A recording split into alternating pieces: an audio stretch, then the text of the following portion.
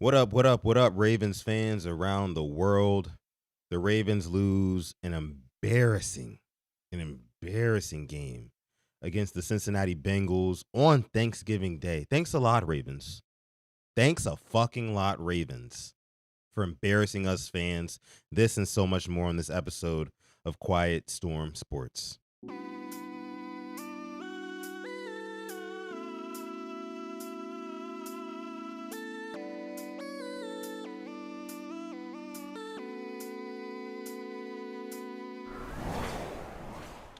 All right. Like I mentioned before, man, embarrassing loss to the Cincinnati Bengals. The Ravens just shit at the bed today. Shat themselves all over. Diarrhea. Hashtag diarrhea. Put it in the chat if you know how to fucking spell it.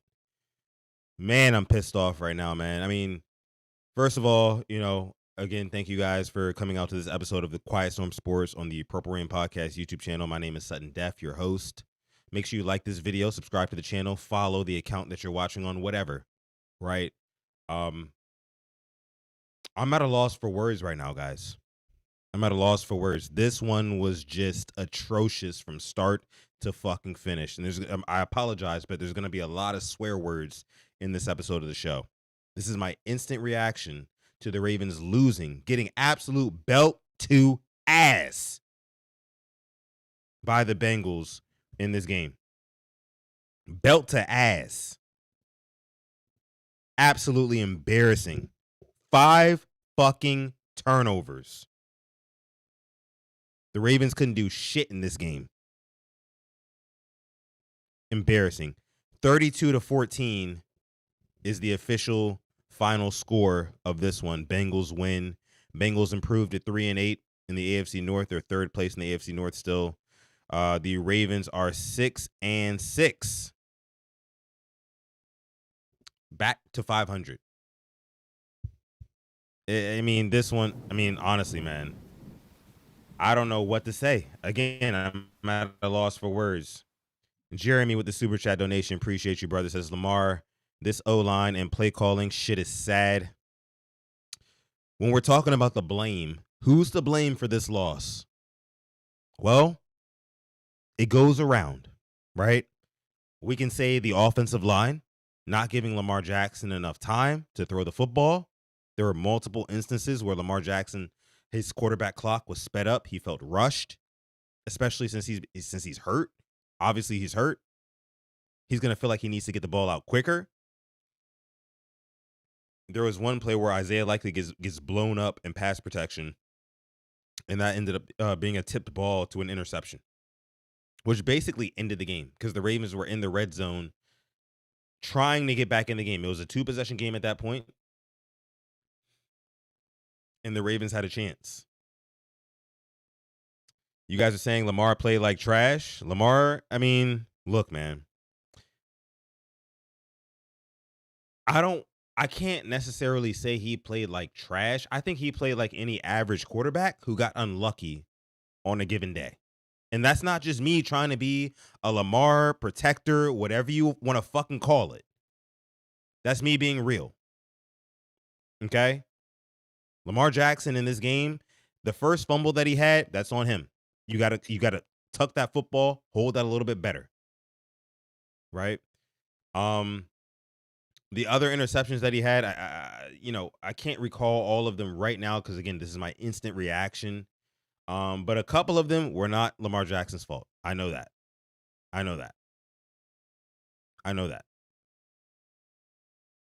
Could have Lamar played better in this game? Absolutely.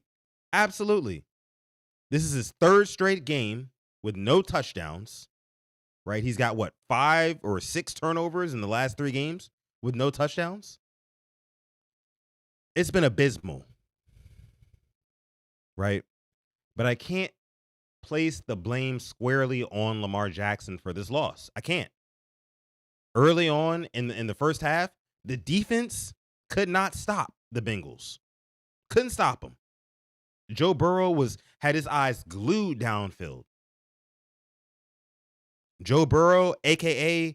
Will Byers, with brown hair, or blind, whatever, had his eyes glued downfield. No worries about a pass rush. Super comfortable in the backfield. That attributed to the Bengals offense gaining momentum, right? And the Ravens offense making just enough mistakes. And by the way, just talking about the first half here. Again, my instant reaction to this game. First half,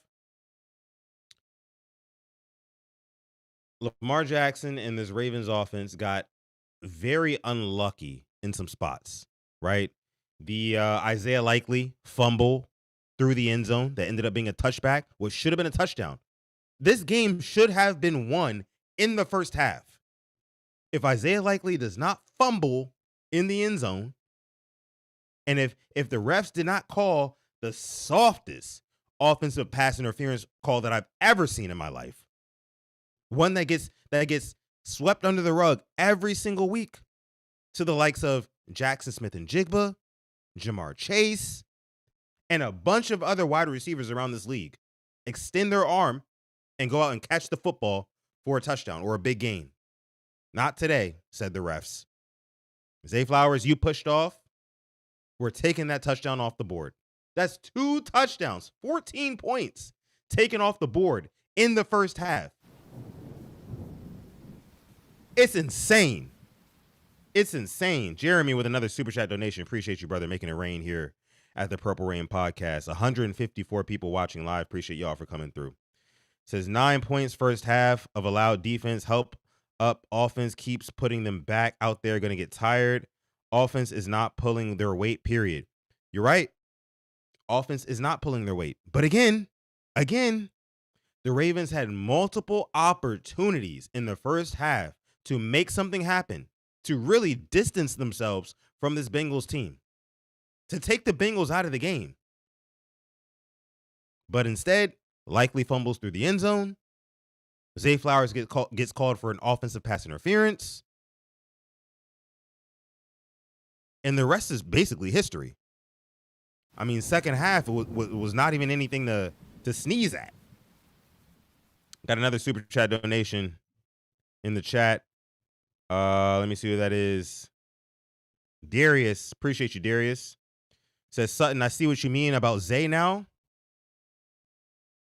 I was going to get to Zay. Y'all love y'all some Zay Flowers. Hey, look. I'm tired of being apologetic about it. Okay? Y'all love y'all some Zay fucking Flowers. Y'all do. But in crunch time, look at what he does. Last ditch effort. Last hope. Please, Zay, hold on to the ball. Please, Zay, get us down the field. Please, Zay, catch the ball. Make a big play for once in your life. For all-inclusive purposes, I do think that offensive pass interference call in the first half was soft. I do think it was soft. Did he push off a little bit? Yes. Do other receivers make that same push off every fucking week in the NFL and get away with it? Yes. But the fumble at the end of the game, inexcusable. Inexcusable. That's your wide receiver 1? Is that your wide receiver 1? You tell me. Everybody watching, listening, whatever you're doing right now, you tell me, is Zay Flowers your wide receiver 1? He ain't mine. I'm going to tell you that right fucking now. He's not mine. So you see what I mean by Zay Flowers. He's not a 1. He's not a 1. Zay Flowers is blocking good. Hey, Sutton, not too much on Zay. Zay is, come on, bro. I'm not hearing that shit right now. I'm not hearing that shit today, Taurus. I'm not, bro. I'm not. How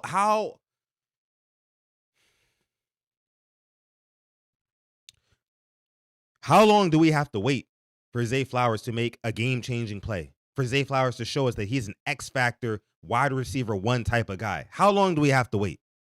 Again, y'all love y'all some Zay, though. Y'all love y'all some Zay. The Ravens front office, they love them some little guys at wide receiver. Hollywood Brown, Zay Flowers. Come on to Baltimore. We love you. We love you. These guys do not make an impact when it matters. Zay Flowers did not today. He did not. We can say Lamar Jackson played like shit. Sure. The fumble in the first quarter, inexcusable. Couple of those picks, definitely not good. Right?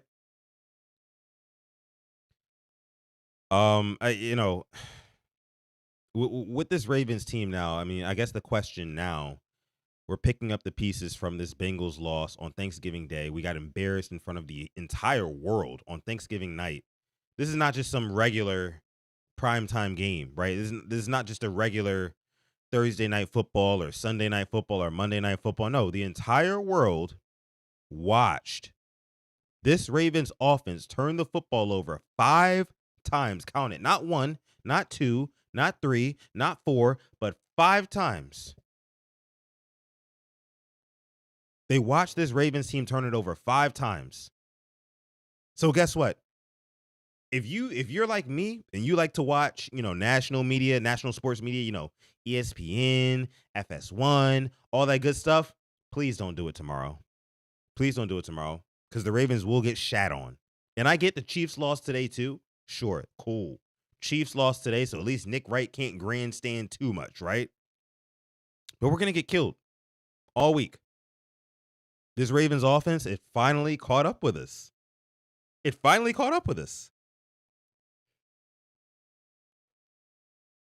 I don't mean to say I told you so, but I told you so. Make sure you guys like the video, subscribe to the channel if you're new. I told you so. As soon as this Ravens defense is not shutting shit down for 4 quarters like they have been doing for the last 5 games, as soon as they're not doing that and the offense has to do their job, good fucking luck. You saw what it looked like. Outside of a couple of good Derrick Henry plays, of course, Keaton Mitchell had a touchdown in this one. Outside of that, this offense did not look promising at all. At all. Emory Jones got his first little burn today at left guard for 5-6 plays. Ferguson, appreciate the sub, bro. We also got another super chat donation. I'm going to get into that. I'm crashing out right now, guys. I'm crashing out. I'm sorry about that. Miss Fancy Pants says we don't ever have 2 things that match. You're right. We're playing literally whack-a-mole. We push down one problem, another one sprouts up out the ground. That's what it is. There was another super chat donation. Let me get to that. Another Jeremy again says we need to lose and reload or we're getting bounced. Talking about playoffs. Playoffs? Playoffs? Is that what we're talking about right now? Playoffs? No. I mean, honestly, man, I don't even want to see this team in the playoffs. I don't want to see this offense in the playoffs because guess what, guys? You guys can say, oh, Lamar Jackson played like shit. Lamar Jackson doesn't look like himself. Well, guess what? There's still, 5 games left? Lamar's not going to get any healthier. As a matter of fact, he's probably going to pop up on the injury report on Monday with another injury. He's not going to get any healthier, which means this offense is not going to get any more productive than what you saw tonight against the Cincinnati Bengals, the worst defense in the league. I said this on Twitter the other day. Yuri Ravens, friend of the show, shout out to him. He made a tweet saying, oh, the Bengals defense is 32nd ranked in this, 31st ranked in that, 31st ranked in this. The Bengals defense is really, really bad. This is a prime opportunity for this Ravens team to step up and dominate. And what happened? And I know, we'll back up. I told Yuri, I said, hey, look, you can toss all those goddamn stats out the fucking window. Why? Because this is the Ravens. Anything is on the table. It does not matter if you have the worst ranked defense in the league. We will make you look elite. We made the Bengals defense look elite tonight.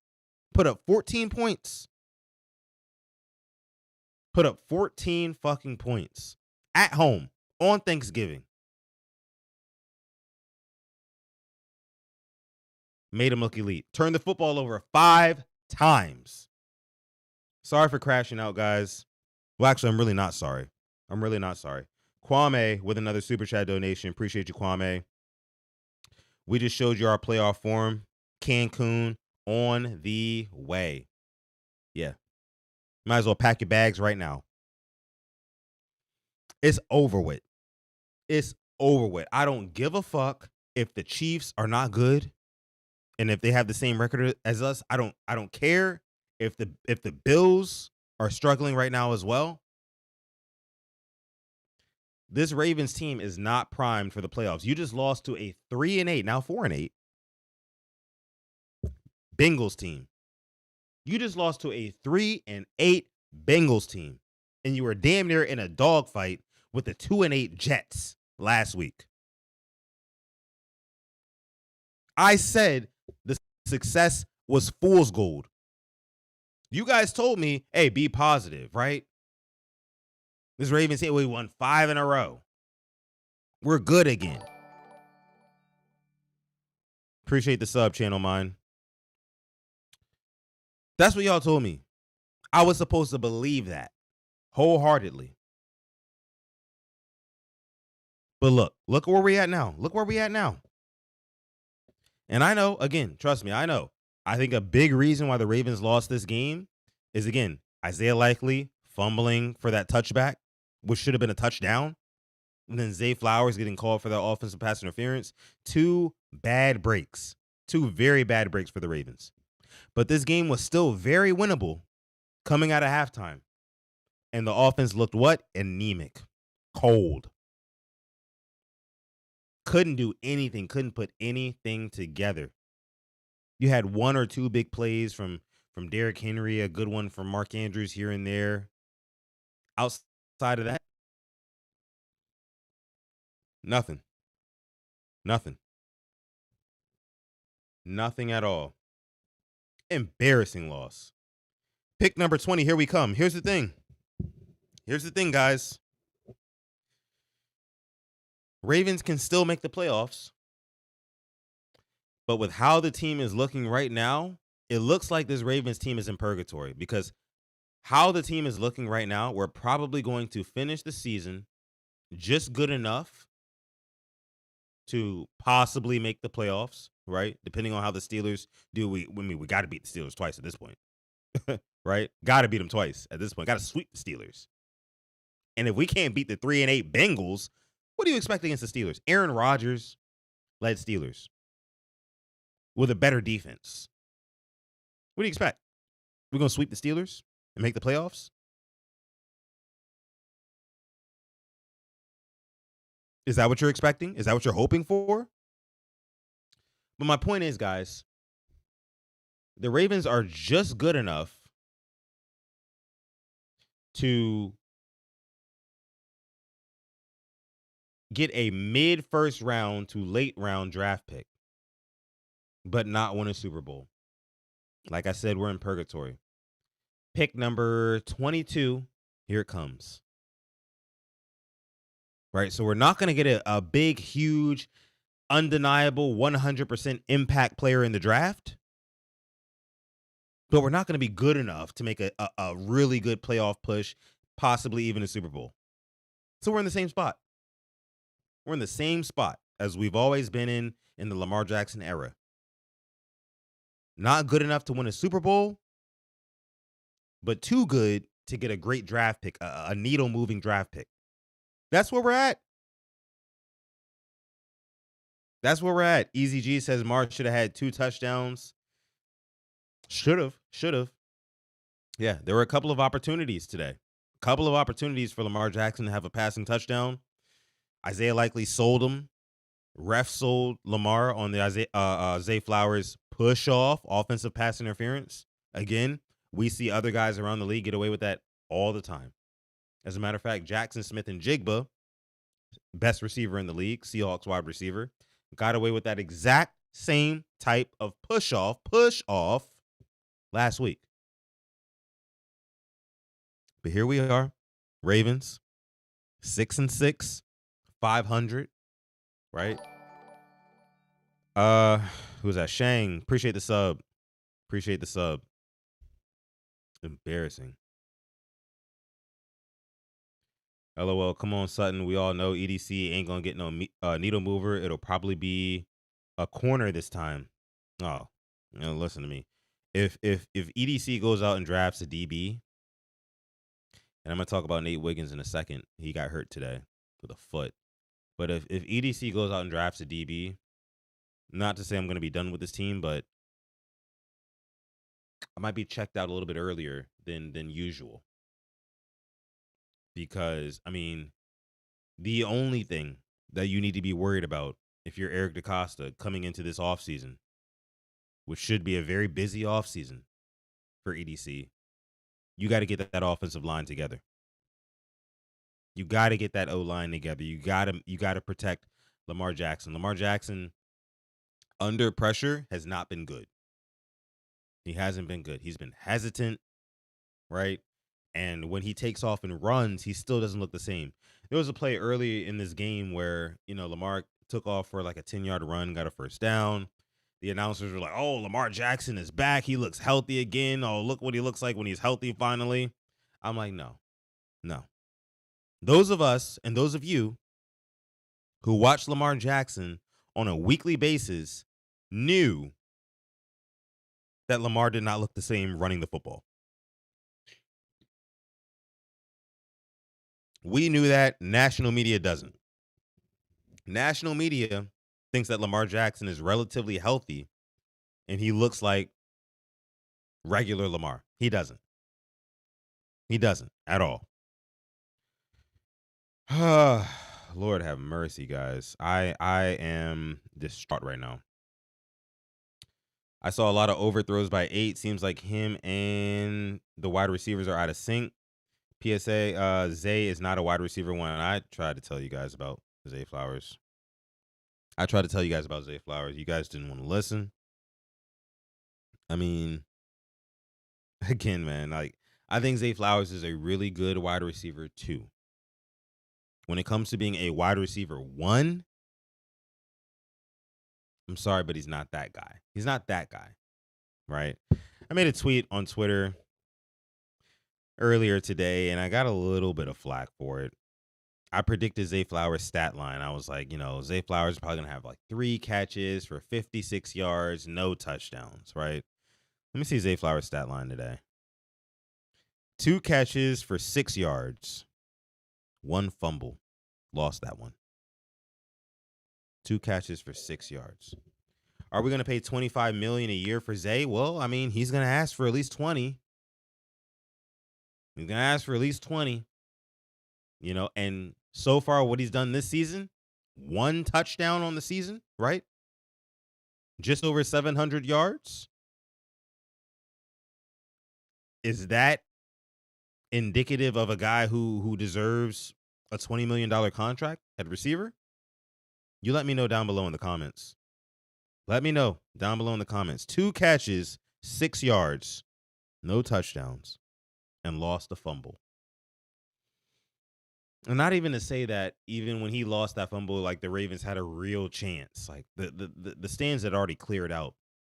My guy Alex, simply AS10, shout out to him. He was at the game. I don't know when he cleared out of the stadium. I'm sure he probably cleared out when the majority of the fans did. But it seemed like garbage time. But even in garbage time, you got Zay Flowers fumbling. So, no. I mean, it's a very real possibility that you do not see Zay Flowers in a Ravens uniform next year. Just saying.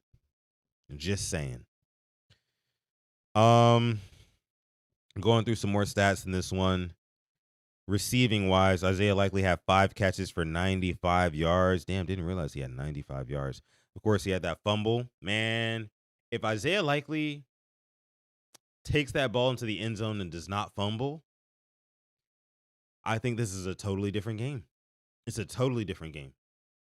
Because the Bengals offense would have been forced to play differently. They would have been forced to play with more urgency, which would have opened up more opportunities for the Ravens defense to turn them over. Ravens did not force a turnover, at least not a meaningful turnover in this game. They forced one in garbage time, right? Bengals were in the red zone. I believe it was Chase Brown who put the ball on the ground. Let me just make sure that that's right. Let me see. No, it was Samaje Perine. It was Samaje Perine who put the ball on the ground. Ravens recovered, but that was damn near in garbage time with like 6 minutes to go, 7 minutes to go, something like that, right? And the Ravens were down 2 possessions. So, a prime opportunity for the Ravens here to capitalize. Let me keep going through the stats. Rushing wise, Derrick Henry had 10 carries for 60 yards, averaged 6 yards per carry. Ravens stopped running Derrick Henry. He only had 10 carries in this one, guys. This really felt like a vintage Ravens playoff game where we get spooked early and we just go away from the running game. There were 2 straight drives where Derrick Henry did not get a touch. That is unacceptable. That is unacceptable. But again, 10 carries for 60 yards, 1 touchdown in this one. Lamar Jackson had 6 carries for 27 yards. Keaton Mitchell had 2 carries for 19. Rasheen Ali, 4 carries for 17 yards. Receiving, again, Isaiah Likely, 5 catches for 95. Mark Andrews, 4 catches for 47 yards. Derrick Henry had 1 catch for 44 yards. That was a good play by him in the second half. D-Hop had 2 catches for 25 yards. Charlie Kolar, 1 for 17. Keaton Mitchell, 2 for 12. Zay Flowers, 2 for 6. Wide receiver 1 had 2 catches for 6 yards. But I was told that I'm hating on him. I was told I was hating on him. Just saying. 272 people watching live right now. I appreciate you guys. This is the Purple Rain Podcast. Quiet Storm Sports is the segment here. I am your host, Sutton Def. Make sure you like this video. Subscribe to the channel as well if you're watching on YouTube. If you're listening on X, please make sure you follow me here at Sutton Def, as we do go live here damn near daily, talking about our Ravens, our Baltimore Ravens, who are now, 6-6. 6-6, and the Bengals are 4-8. The Ravens fall to second. They hold second place now in the AFC North. Beautiful, right? Beautiful. Just had first place locked up over the Steelers. Now we hold second place after losing to the 3-8, now 4-8 Cincinnati Bengals. Embarrassed at home. Embarrassed at home. Let's go to the Bengals, see what they did. Joe Burrow in his first game back from injury, that turf toe injury, 24 for 46, 261 yards passing, 2 passing touchdowns, no picks, only sacked 1 time. Only sacked 1 time. Again, man, that was another thing. In that first half, Joe Burrow was just back there. He had no worries about our pass rush. No worries at all. I know Marlon Humphrey got a sack early in this game, but outside of that, nobody else was really getting pressure on Joe Burrow. Nobody else was getting pressure. And when Nate Wiggins went down after halftime, it was open season for our secondary. Open fucking season. Not only could we not get pressure, but we could not cover in the secondary. It was embarrassing. Let me keep going through here. Chase Brown on the ground, 15 carries for 78 yards, averaged 5.2 per carry. Samaje Perine, 14 carries for 39 yards. Let me see here. Receiving, Jamar Chase had 7 catches for 110 yards. No touchdowns, but 7 for 110. He torched us, as Vegas predicted. I thought Vegas was tripping with that 92.5 line receiving yards for Jamar Chase, but clearly they knew something that I didn't. Obviously, again, Nate Wiggins went down with an injury that had a good bit to do with it, but still, Jamar Chase went off on us. Chase Brown had 7 catches for 35 yards. Andre Yoshivas had 1 catch for 29. Tinsley, 2 catches for 22. Gesicki, 2 catches for 19. Samaje Perine, 2 catches for 15. Drew Sample, 1 for 14. Tanner Hudson, 1 for 14. And Noah Fant, 1 for 3. Meanwhile, Evan McPherson kicking today. 6 field goal attempts, 6 field goals made, and 2 extra points as well. The Bengals just put absolute belt to ass. Belt to ass, man. And I didn't even see who was eating the turkey after the game. I didn't give a fuck, honestly. I turned the game off after the Zay fumble. That's when I started getting ready for this live stream for you guys. After the Zay fumble, I stopped caring. I'm not gonna lie. I turned the entire TV off.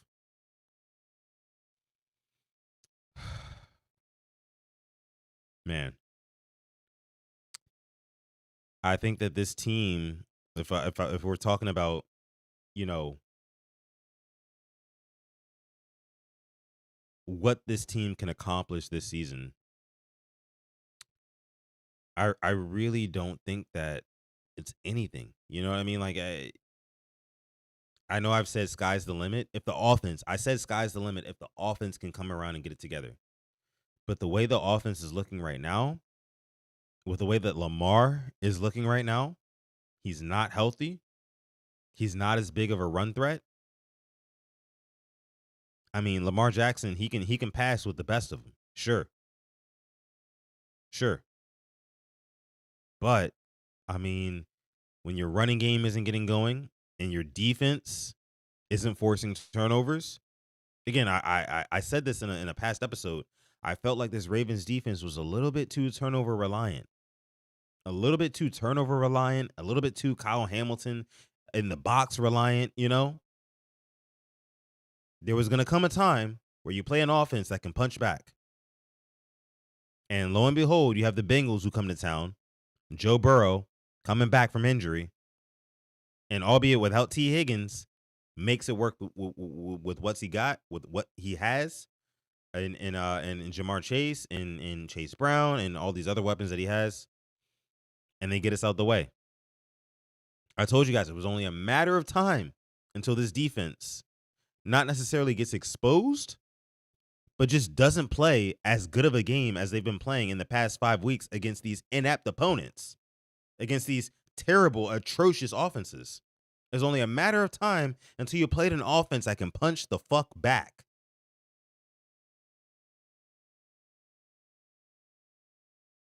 There's only a matter of time. And you were going to need the offense to step up and kind of pick up the slack, but they absolutely couldn't do it.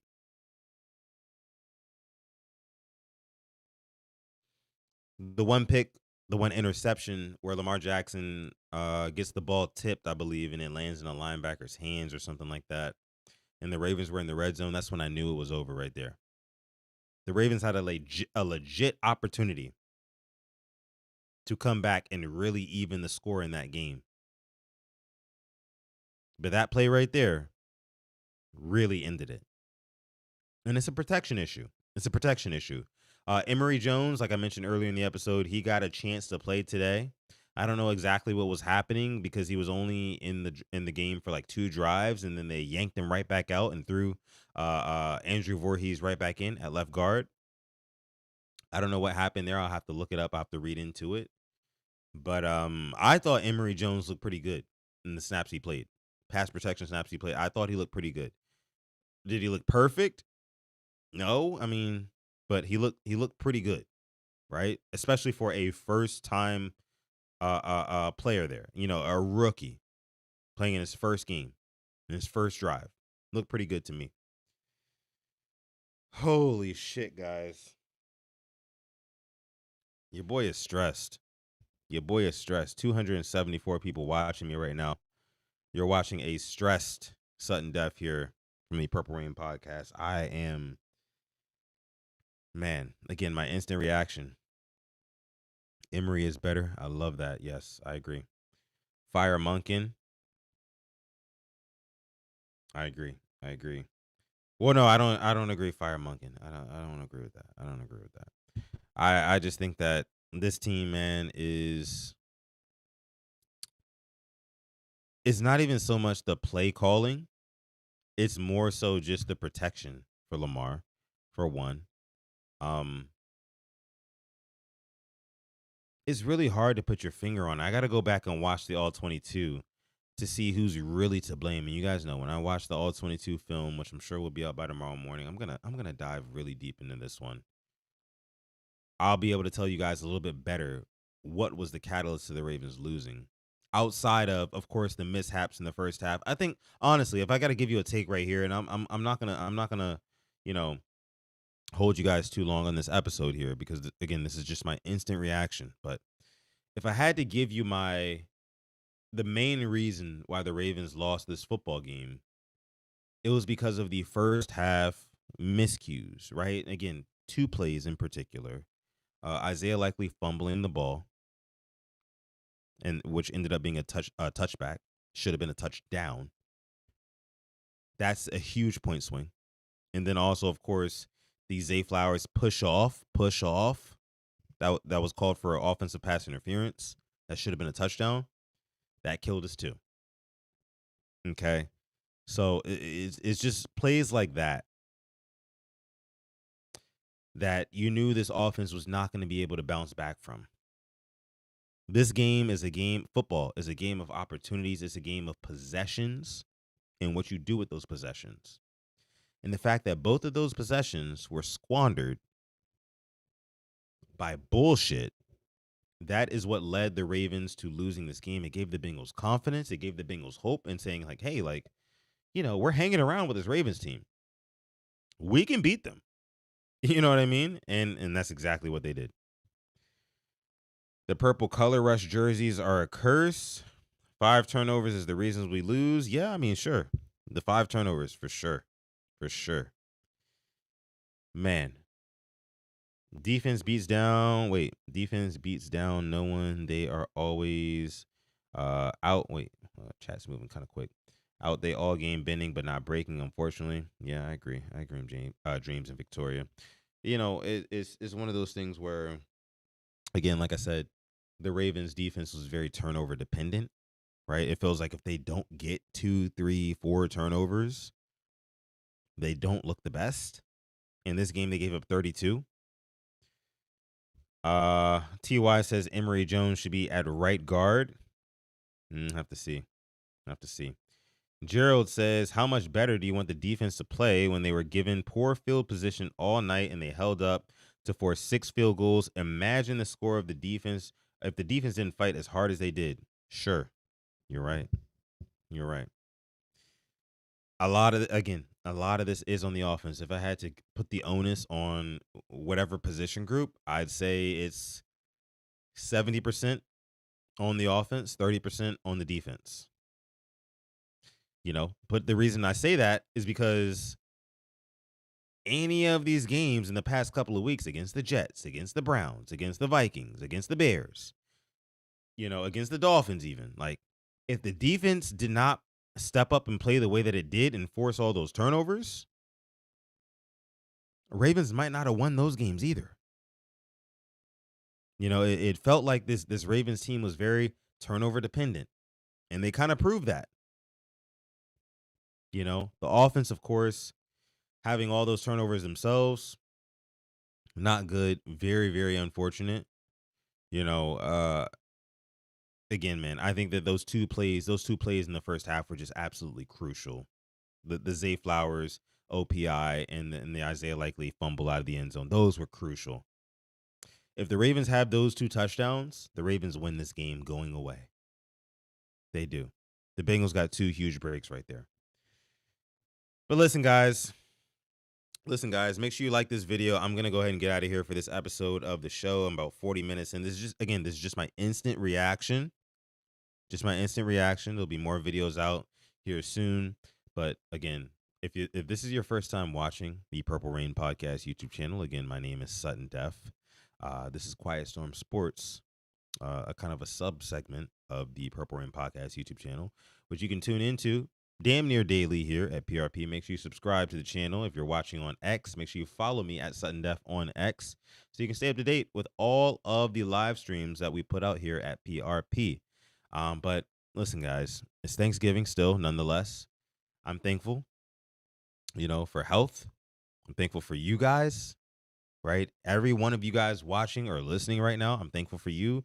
Despite the Ravens losing today, I am thankful for this Ravens team as well. All the ups, all the downs, all the roller coasters. Of course, I'm right here with it. Just, right there with you guys. I'm right there with you guys. I'm a fan just like you guys. I know I'm on this live stream, grandstanding and talking my shit, but I'm right here with you guys. Um, so again, I love you guys. Happy Thanksgiving again. I will see you guys soon. Stay positive, test negative, and never, ever, ever forget, even on the rainiest of days, even like today, to call God. This has been another episode of Quiet Storm Sports. Dave, appreciate the sub. We'll catch you guys in the next one. Peace.